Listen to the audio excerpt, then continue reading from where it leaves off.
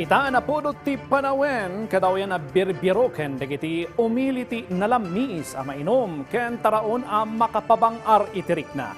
Ngayon palagip ti Baguio City Health Services Office nasken abantayan mutlaeng dagiti ipapauneg at taraon ken inumen tapno saan nga agresulta iti sakit. Anya nga ta dagitoy? Ada report ni Audrey Villena. Manag-inom kayo kada iti carbonated drinks when flavored drinks over ice, itaan na pudot ti panawan? Umno kadi daytoy ang maipaunag tapno maliklikan ti dehydration?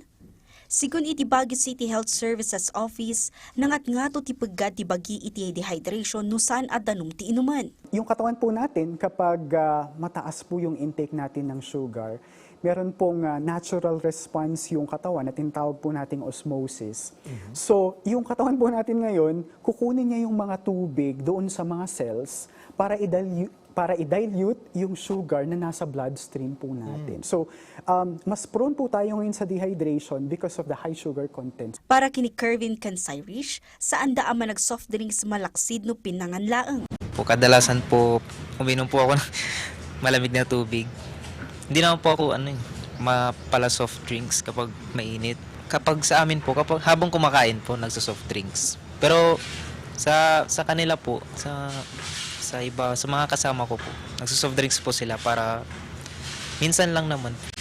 More on tubig po talaga ako minsan, pero pag mga tanghali ka, hindi maiwasan mag-soft drinks po. Pero pagkatapos mag-soft drinks, sa dulo, nagtutubig pa rin po ako. Nangatumod lang ti chance ti foodborne illnesses kan napartak ti bacterial growth kadagiti taraon itaan na nga to ti temperatura ang mapaspasaran.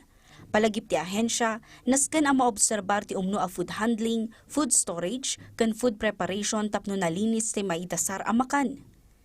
And kung kakain naman po ang ating mga kailian sa labas, iwasan po nila yung mga pagkain na medyo nakabilad sa init ng araw. Okay.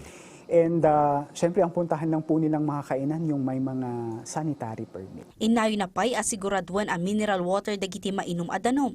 Kano gumatang ka dagiti water refilling station, kitaan dagiti adda iti sanitary permits da. Audrey Villena, para iti Pambansang TV, iti Baro, a Pilipinas.